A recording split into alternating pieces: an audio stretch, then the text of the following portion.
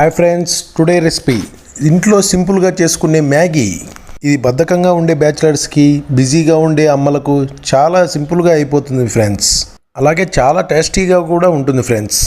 ఒక్కసారి ట్రై చేయండి ఇంట్లో. పిల్లలు మరీ ఇదే కావాలని అడుగుతారు ఫ్రెండ్స్.